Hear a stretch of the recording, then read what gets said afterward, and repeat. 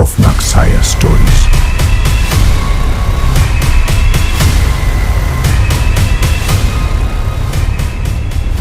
धूल भरा आरव शहर से अपने दादाजी से मिलने सोनापुर गांव जा रहा था, लेकिन उसके रास्ते में एक भयानक जंगल था। चलते चलते उसे जंगल के बीच एक सुनसान बस स्टैंड दिखाई दिया। आरव वहीं खड़ा होकर बस का इंतजार करने लगा। शाम के 7 बज चुके थे और चारों तरफ अजीब सी आवाजें आ रही थीं। जंगल की खौफनाक आवाजों से वह डर गया। तभी दूसरी ओर से एक इंसान लालटेन लिए आते दिखा। क्या हुआ बेटा, किसका इंतजार कर रहे हो? तुम अकेले हो क्या? जी चाचा, मैं अकेला हूं। मुझे अपने दादाजी से मिलने सोनापुर जाना है, लेकिन कोई गाड़ी नहीं मिल रही। इतने रात को अकेले जंगल से सोनापुर मुश्किल है। अगर तुम चाहो तो आज रात मेरे घर रुक सकते हो। कल सुबह तुम दादाजी से मिल सकते हो। नहीं चाचा, मुझे आज ही पहुंचना होगा। दादाजी बहुत बीमार है। उनकी आखिरी इच्छा है कि मैं उनके पास रहूं। चाचा समझ गए और बोले, ठीक है बेटा, अगर तुम्हारी तकदीर अच्छी है तो कोई गाड़ी जरूर मिलेगी। मेरा आशीर्वाद तुम्हारे साथ है। जैसे ही वह व्यक्ति वहां से चला गया, जंगल से अजीब आवाजें आने लगी। आरव डर गया, लेकिन तभी पीछे से एक रिक्शा आया। रिक्शा में पहले से ही 2 लोग बैठे थे। आरव ने तुरंत रिक्शा रोककर कहा, भाई, मुझे भी ले चलो। मैं सोनापुर जाना चाहता हूं।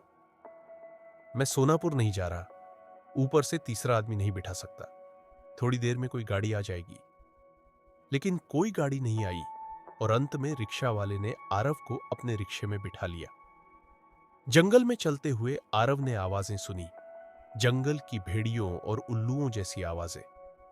भैया, ये आवाजें किसकी हैं? ये कोई जानवर नहीं, ये जंगल का काला साया है।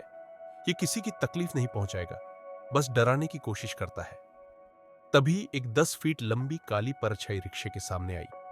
रिक्शा वाला डरा नहीं। डरो मत, यह हमें नुकसान नहीं पहुंचाएगा, बस रास्ता रोक रहा है। रिक्शा आगे बढ़ा और काली परछाई हवा में गायब हो गई। थोड़ी देर बाद रिक्शा वाले ने आरव को वहीं छोड़ दिया। रात के 8 बज चुके थे। अब आरव अकेला था। जंगल डरावना और सुनसान लग रहा था। तभी पीछे से एक बैलगाड़ी आई। लालटेन लटकी हुई थी। उसमें बैठा चाचा बोला, बेटा, तुम कौन हो और इतनी रात क्यों जंगल में हो? आरव ने सारी कहानी बताई।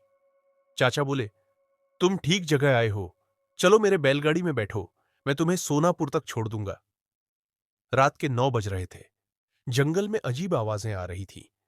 कोई चिल्ला रहा था, यह जंगल का काला साया है, हमें रोकने की कोशिश करता है, लेकिन डरने की जरूरत नहीं। थोड़ी देर बाद जंगल खत्म हुआ और सामने सोनापुर गांव दिखाई दिया। घरों की रोशनी जगमगा रही थी।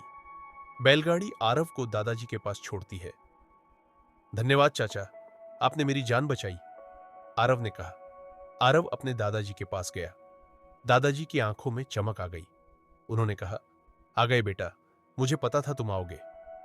आरव ने उन्हें भरोसा दिलाया कि अब सब ठीक हो जाएगा।